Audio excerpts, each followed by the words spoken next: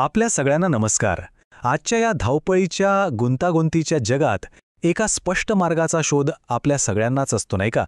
याच शोधाचं एक खूप जुनं पण आजही तंतोतंत लागू पडणारं उत्तर म्हणजे धम्मपद.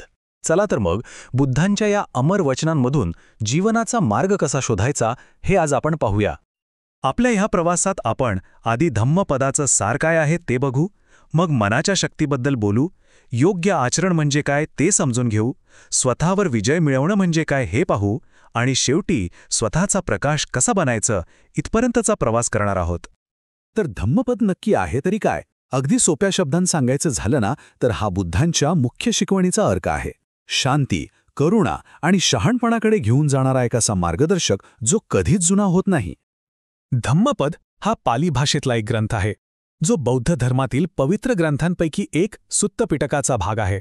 पण लक्षात घ्या, हा फक्त एक धार्मिक ग्रंथ नाहीये, तर हे जीवन जगण्याची कला शिकवणारं, आपल्या विचारांना योग्य दिशा देणारं आणि आत्मशुद्धीचा मार्ग दाखवणारं एक पुस्तक आहे. आणि या ग्रंथाची व्याप्ती प्रचंड आहे. यात तब्बल 423 गाथा म्हणजेच श्लोक आहेत. आणि यातली प्रत्येक गाथा म्हणजे काय तर बुद्धांनी वेगवेगळ्या लोकांना वेगवेगळ्या परिस्थितीत दिलेला उपदेश आहे. म्हणजे हे थेट त्यांच्या अनुभवातून आलेलं ज्ञान आहे, जे आजही तितकंच मार्गदर्शक आहे. आता आपण धम्मपदाच्या सगळ्यात मूलभूत आणि महत्त्वाच्या सिद्धांताकडे वळूया. हा सिद्धांत सांगतो की जगातल्या प्रत्येक गोष्टीचा उगम आपल्या मनात होतो. चला हे जरा आणखीन नीट समजून घेऊया. ही आहे पहिली आणि सगळ्यात महत्त्वाची गाथा, मनोपुब्भंगमा धम्मा. याचा अर्थ काय तर आपली सगळी कर्म, आपलं सुख दुःख ह्या सगळ्याचं मूळ आपलं मन आहे. आपण जसा विचार करतो ना तसंच आपलं जग बनत जातं. मन जर शुद्ध असेल तर त्याचे परिणामही चांगलेच दिसतात. हे रूपक किती सुंदर आहे नाही का? बुद्ध म्हणतात आपलं मन एका बीजासारखं आहे. त्यात जर द्वेषाचं बी पेरलं तर साहजिकच दुःखाचं झाड उगवेल, आणि जर प्रेमाचं बी पेरलं तर आनंदाचं फूल उमलेल. निवड पूर्णपणे आपल्या हातात आहे. बरं, मनाच्या या आंतरिक जगातून आता बाहेरच्या जगाकडे येऊया, म्हणजे आपल्या कृती आणि आपल्या वागण्याकडे. धम्मपद आपल्याला सजगता आणि करुणेचा मार्ग दाखवतं. अप्पमाद म्हणजे सजगता किंवा जागरूकता. ही गाथा आपल्याला सांगते की जीवनात प्रत्येक क्षणी जागरूक राहणं किती महत्त्वाचं आहे. सजगता म्हणजे काय तर वर्तमानात जगणं, म्हणजे गाडी चालवताना फक्त गाडी चालवणं, जेवताना फक्त जेवणाचा आस्वाद घेणं. जर आपण असे जागरूक राहिलो ना तर अनेक संकटं आपोआपच टळतात. आता हा संदेश बघा, हा तर आजच्या जगासाठी किती जास्त महत्त्वाचा आहे. द्वेषाला द्वेषाने उत्तर दिलं तर ती आग फक्त वाढतच जाते. ती विझवण्यासाठी प्रेम आणि करुणेच्या पाण्याचीच गरज असते. हा निसर्गाचा नियम आहे असं बुद्ध म्हणतात. ही तुलना अगदी स्पष्ट आहे. द्वेषाचा मार्ग आपल्याला आणखी द्वेषाकडे आणि विनाशाकडे नेतो, तर प्रेम आणि क्षमेचा मार्ग शांती आणि समाधानाकडे. बुद्ध यालाच शांतीची क्रांती असं म्हणतात. संपूर्ण बौद्ध आचारसंहितेचं सार या 3 सोप्या पायऱ्यांमध्ये आहे. 1. वाईट गोष्टी करणं टाळा. 2. चांगल्या गोष्टी करा. आणि सगळ्यात महत्त्वाचं 3.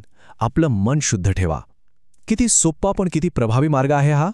आपण नेहमी बाहेरच्या जगावर विजय मिळवण्याचा विचार करतो, पण त्याहून मोठं यश कशात आहे? धम्मपद सांगतं, खरा विजय म्हणजे स्वतःवर, आपल्या मनावर नियंत्रण मिळवणं. ही गाथा आपल्याला आपल्या आयुष्याची संपूर्ण जबाबदारी घ्यायला शिकवते.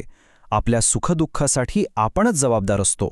आपला स्वामी कोणी दुसरा नाही तर आपण स्वतःच आहोत, आणि फक्त आपणच. आपण अनेकदा आपल्या समस्यांसाठी इतरांना दोष देत बसतो, पण बुद्ध म्हणतात की खरा शत्रू बाहेर कुठे नाहीये, तो आपल्या आतच आहे. आपला क्रोध, आपला लोभ, आपल्या वासना. या आतल्या शत्रूंवर मिळवलेला विजय हाच खरा विजय आहे. बुद्धांना खऱ्या अर्थाने पाहणं किंवा भेटणं म्हणजे काय? याचा अर्थ मूर्तिपूजा नाही, तर त्यांच्या शिकवणीला म्हणजे धम्माला समजून घेणं आणि आपल्या वागण्यात आणणं आहे. या वचनातून बुद्ध किती स्पष्टपणे सांगतात पहा. ते म्हणतात, माझी खरी ओळख माझ्या शरीरात किंवा मूर्तीत नाही, तर माझ्या धम्मात, माझ्या शिकवणीत आहे. जो कोणी या धम्माचं आचरण करतो तोच खऱ्या अर्थाने मला पाहतो. तर मग बुद्धांची खरी ओळख काय आहे? ती आहे समता, करुणा, प्रज्ञा आणि मैत्री या मूल्यांमध्ये. ही मूल्य जेव्हा आपण आपल्या आयुष्यात उतरवतो तेव्हा आपण बुद्धांच्या विचारांशी एकरूप होतो.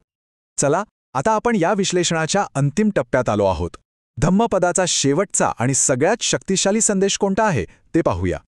धम्मपद आपल्याला रोजच्या जगण्यासाठी एक अतिशय व्यावहारिक मार्ग दाखवतं. कर्मावर विश्वास ठेवणं, क्रोधावर नियंत्रण मिळवणं, हृदयात करुणा जपणं आणि नेहमीच सत्याच्या मार्गावर चालणं हेच त्याचं सार आहे. आणि हा आहे बुद्धांचा अंतिम आणि सगळ्यात शक्तिशाली संदेश, अत्त दीपो भव. याचा अर्थ स्वतःच स्वतःचा दिवा बना. मार्गदर्शनासाठी बाहेर इकडे तिकडे पाहू नका. स्वतःच्या बुद्धीचा, स्वतःच्या विवेकाचा दिवा लावा आणि त्या प्रकाशात आपला मार्ग स्वतःच शोधा. तर धम्मपदाचा हा मार्ग आपल्या सगळ्यांसमोर आहे. जर सगळ्यात मोठं युद्ध स्वतःला जिंकणं असेल तर मग या विजयाची सुरुवात आज आपण कशी करणार आहोत यावर नक्की विचार करा.